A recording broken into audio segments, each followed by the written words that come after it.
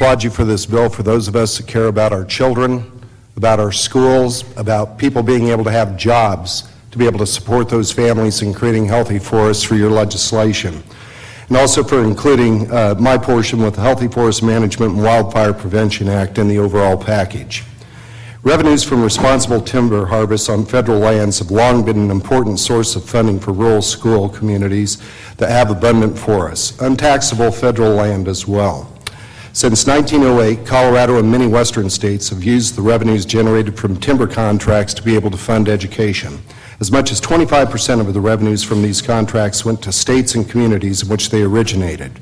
For decades, timber contracts provided a steady and reliable revenue source for our western states. But by 2000, timber harvesting on Forest Service lands had decreased by 50%, and in the 1990s compared to the previous decade, and by another 60% from 2000 to 2009. In 2000, Congress passed the Secure Rural Schools as a temporary stopgap to be able to provide 6 years to restore timber harvesting and reestablish a reliable flow of royalties from timber contracts to be used for education in our rural communities. Unlike the previous system where royalties were generated from timber harvesting profits, SRS is not self-sustaining, but funded out of the U.S. Treasury.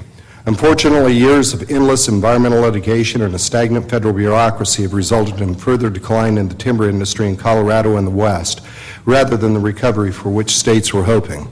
As a result, SRS has been kept on life support in the past few years with an expiration date and with a series of extensions. The system is broken and its current state is unreliable and costly to taxpayers. Worse, it falls short of the benefits that could be provided to our classrooms, our communities, and the ecosystem that we should return to active forest management. As timber harvesting on public lands decline, the acreage burned by wildfires each year has increased just as steadily. Last year, one of the worst years on record for wildfire, over 9.3 million acres burned compared to only 200,000 acres of timber harvested, while there are 6.6 million acres of beetle-killed timber in Colorado alone, primarily on our federal lands.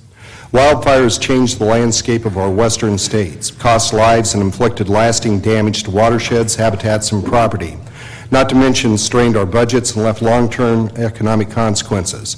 From 2000 to 2012, almost 91 million acres burned in the U.S., nearly as many as the previous 3 decades combined.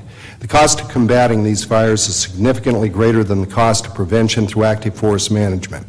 Over the last decade, the Forest Service budget has gone from using about 13% of its budget on fire suppression to now nearly 40%, while advancing treatments have decreased significantly due to excessive litigation and misprioritization by the federal government. This is a classic example of Washington knows best, rather than taking action to be able to fix the problems that plague the system and precipitated the decline in responsible forest management, resulting in increased wildfire and years of endless litigation from environmental interests. Agency bureaucrats have done nothing but clamor for more money to be able to continue business as usual. I've seen this play out firsthand in my district. In May of 2010, the Intermountain Resources Sawmill, which is the largest mill in Colorado and one of the largest in the West, went into court-ordered receivership primarily because federal obstruction prevented it from accessing reliable timber.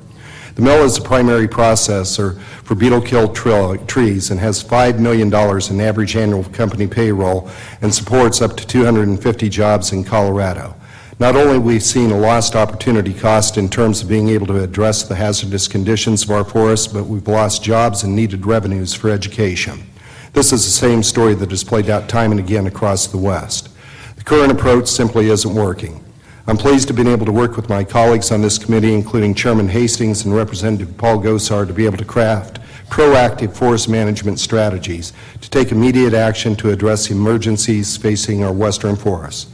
My Healthy Forest Management and Wildfire Prevention Act, which is in large part included in the amendment in the nature of a substitute, will allow for greater state and local involvement in wildfire prevention on federal lands to expedite hazardous fuel reduction projects and reduce litigation and help restore sustainable timber harvesting, create jobs, and invigorate royalty payments for rural education.